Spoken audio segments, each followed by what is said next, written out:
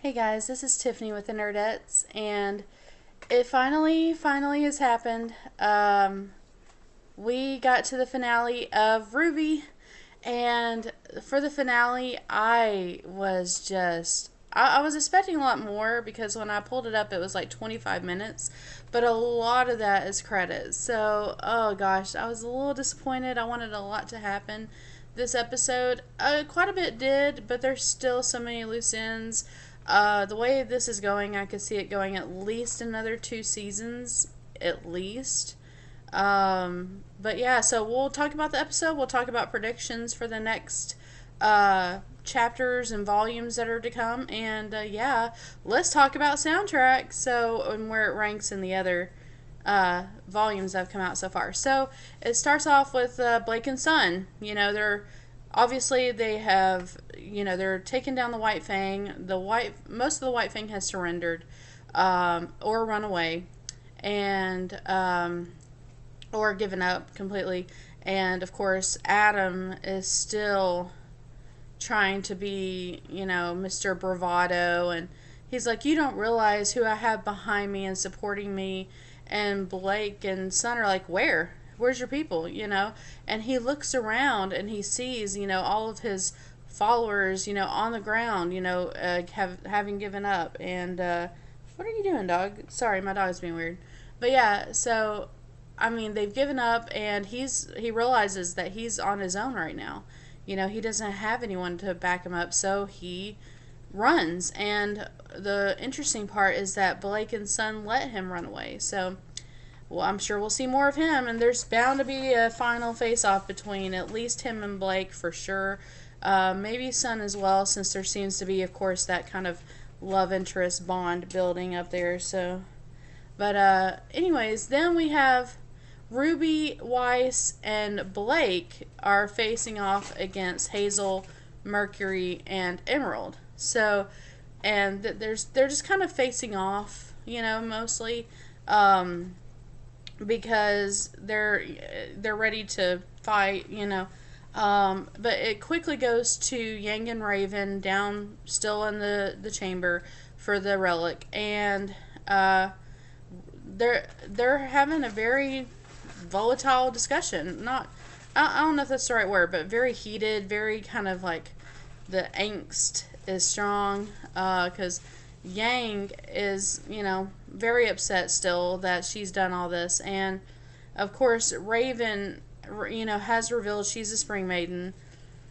And it's still a question of how she got the powers. And Yang asks her, and Raven says it was mercy that she has the powers, that that she took them as an act of mercy instead of as, to get powerful.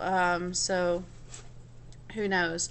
But so they're having a heated discussion. Yang actually tells her to give her the relic because of course Salem's going to come after her, and I don't think Raven has fully thought this out or realized quite yet that, very soon, I mean, if Raven realizes that she's the Spring Maiden, not only that, if she also has the relic, she has a limited time span, much less what she has right now. So, Raven actually apologizes to Yang, and she just, she's crying. She's like, "I'm sorry."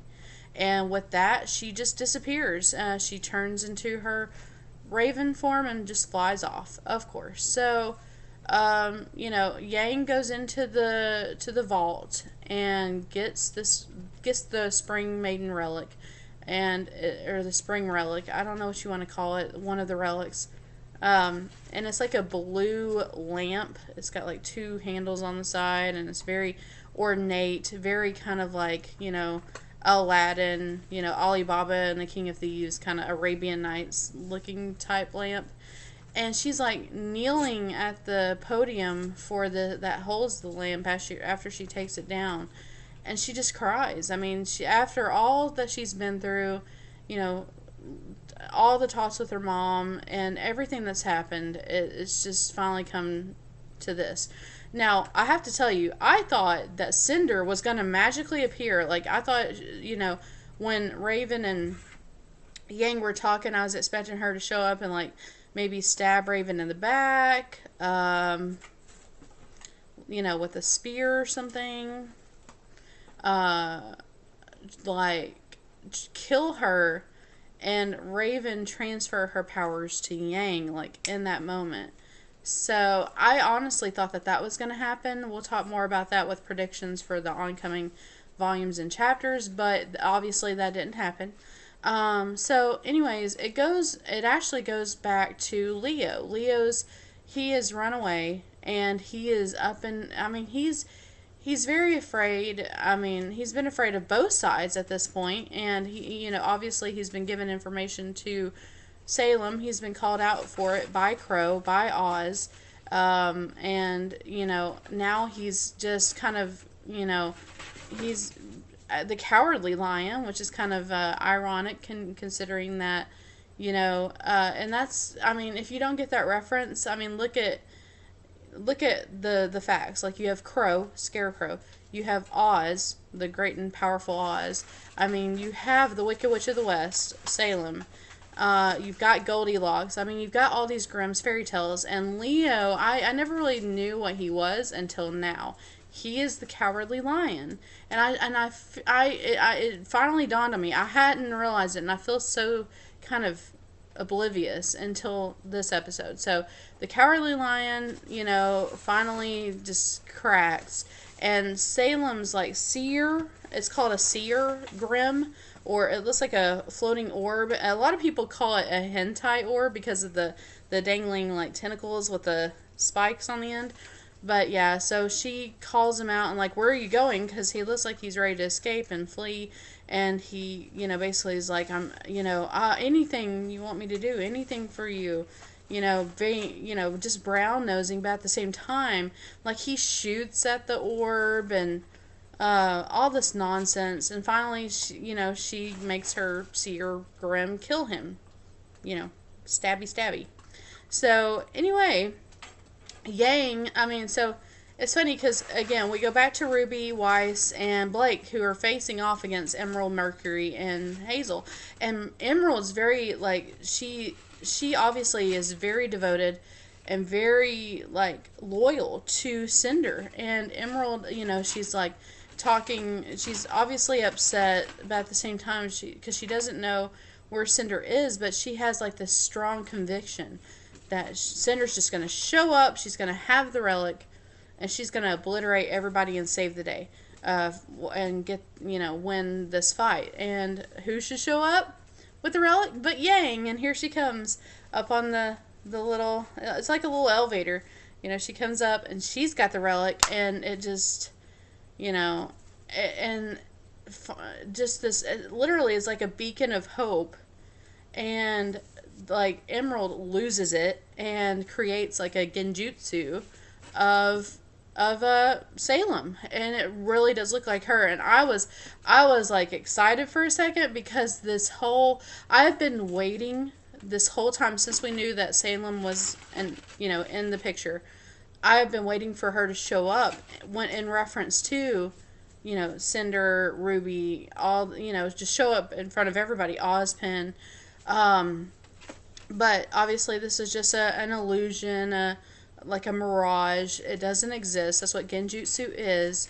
It makes your mind see what it wants you to see, which is why, the tournament back a couple volumes ago was the way it was. So, anyways, so as that genjutsu is happening, they run away. Salem, disappears. Her little mirage disappears. And Emerald and Mercury and Hazel book it. They're gone. So, Ozpin / Oscar is in a lot of pain, and he's been hurt. And the final thing he says, and we'll get to that because it's the end of the episode. But before we do that, let's talk about RWBY. RWBY. RWBY. They're finally back together. There's a very emotional moment where all four of them are embracing, and you can see Yang especially accept Blake back into this crew, like after they had that big fight. So it's kind of like that coming home moment. Excuse me. That coming home moment where Blake and Ruby and Weiss and Yang are finally back together, one unit, the original team, all together. And that's a very powerful moment for me personally, because um they haven't all four been together for quite some time now. You know, they've kind of gone off and done their own things, but here they are finally, full circle back together to fight, to join together. So, but anyways, so that was really wonderful and of course heartfelt. And but yeah, the final thing that happens really before the credits is that Oscar Oz says we have to go to Atlas. He doesn't say why. He doesn't say what's going on, and I'm losing my voice. Excuse me for a moment. I got so emotional. Anyways, so he says we have to go to Atlas, and then he kind of passes out, and that's the last thing he says to Crow, and then the credits roll. And I'm like, really? That's it? Like, that's all? I was expecting a lot more. They tied up a couple things, I guess, maybe. But yeah, I mean, Adam ran away. I mean, if you really think about it, not a whole lot happened this episode. I mean, basically, the enemies ran away. RWBY came together again, which was good. That's it. And Raven, the whole Raven Yang thing. That was maybe the highlight. So after the credits, the post-credit scene is that Raven arrives to Yang and Ruby's dad. Like, she shows up. I'm not sure what's going on here, but she arrives, you see her feather floating, and Tai Yang is out front, and he looks up, and he sees the feather, and he just is like, here we go. Kind of that resigned sigh, like, oh, I knew this was coming, maybe, kind of thing. So that's how this whole episode ends, is that final post-credit scene, and that's where it leads us in the finale. So here we go. So okay, definite predictions for the future volumes and chapters. So first and foremost, by the end of all this, after all is said and done, I'm sure plenty of you know this and can see it coming a mile away, all 4 RWBY members are going to be a maiden. So that's a given. Yang is going to be the Spring Maiden, because when Raven dies, it's a matter of time. Probably trying to save her, most likely. Because look at how this all started. The first yellow trailer, the very first trailers, when red, white, black, and yellow trailer, when they first came out, before the series ever was released, you saw Raven save Yang before this whole thing started. And you didn't know it was Raven at the time, but now we do, in retrospect. So that's the very first thing we ever saw, was Raven saving Yang. So I feel like it's going to come full circle. She's going to die saving Yang, and she's going to give Yang her Spring Maiden powers. So there you go. Spring Maiden. Weiss is obviously going to end up the Winter Maiden somehow. Maybe Winter is the Winter Maiden, and we don't know this, because look at her name. It's kind of ironic how this is working. Winter Maiden, Summer Rose, Summer Maiden. Not a coincidence, pretty sure. Watch Winter be the Winter Maiden and give her the powers. I'm just saying, to Weiss. Putting it out there. Calling it. Let's see. So, Summer Rose, Summer Maiden, RWBY, given. And then, of course, the Fall Maiden somehow, how that works, I don't know, is going to go to Blake, I feel. So, that's my prediction. And then let's talk about Jean. I feel like his semblance has more to it. I feel like, obviously, there's that protection aspect. So, let's talk about this. I think it's going to have like a 3-part type of, usage, maybe? I feel like it's going to have the healing aspect. It's going to have a shield aspect. So, like, almost like a bubble like a shield to shield everybody. Like maybe they'll all take on that white aura to shield them. I feel like he can extend that power to shield everybody within a certain proximity. And I feel like it can also infuse his sword to evolve into who knows what. Into like a badass weapon. Like an even more badass weapon, I should say. So how that will form, I don't know, but I feel like it's going to be pretty powerful. Wouldn't it be funny if it transforms into something like what Pyrrha used? Just saying. I feel like Pyrrha's somehow still alive. Don't ask me why. I don't know. I just have that weird feeling. I don't know. It's complicated. But I just have a weird feeling. Anyway, just like Cinder. I don't think Cinder's dead. Obviously. Let's see. What else? Predictions for the future. Salem is not going to show up for quite some time. It's going to be in the final battle royale, which frustrates me. I feel like we'll see her, but she won't, like, become in person to, like, RWBY. It'll probably happen when at least one or more of them have the maiden powers. And it's going to be, like, Salem and Cinder. I don't know who else. I wonder what Raven's going to do. Raven's kind of an unknown entity at this point. I don't know if which side, even if she's going to choose a side. I have no idea. That's up in the air. Obviously, she betrayed Salem, so she can't exactly go back there. So, I feel like Oscar is going to obviously turn into a pretty major badass. Let's see. Obviously, Sun and Blake are going to get together.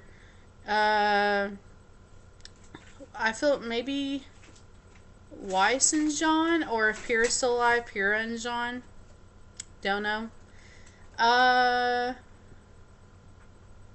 Any more predictions? I'm trying to think. That really encompasses the major ones, I think. I feel like there's going to be a major revelation from maybe Ozpin or from something concerning RWBY and her silver eyes. I don't know exactly what. But there's something else there that we don't know yet, I feel like. So anyways, but yeah, that kind of ties up this episode and my kind of thoughts, predictions for the oncoming chapters. And let's talk about this soundtrack. The ending song was fantastic. The fight songs have been phenomenal. For me personally, I think maybe Volume 3 has had the best soundtrack so far. That's my personal opinion. This one I would say is in the second best, maybe. And then, you know, oh gosh, my dog is crazy. Sorry about that. Third and, let's see, maybe first, because big place in my heart. Third and second. No, wait, fourth and second. Anyway, you know what I mean. So yeah, that's my thoughts on this episode. Hopefully you enjoyed it as much as I did. I'm really stoked for more. I can't wait. RWBY Chibi is coming out very soon. I think it's like the 27th or something. 26th. I don't know. Me bad dates. So yeah. RWBY Chibi's coming back out soon. Yay! And yeah, it's going to be really good. I'm so excited for more. And let me know your thoughts. What do you think of the chapter, the volume? What do you think of the finale? Were you satisfied with how it ended? Or were you kind of disappointed at the major cliffhanger? I'm sure all of us were, but they want to get you invested for the next chapter, of course. So I get it, but at the same time, damn you, Rooster Teeth. But yeah. Lots of fun, really great. I can't say enough about this series. So anyways, thank you for watching. Don't forget to subscribe to the YouTube and like us on Facebook at facebook.com/thenerdettes. And we really appreciate you guys. Thank you so much for watching, and we'll see you later. Bye, guys.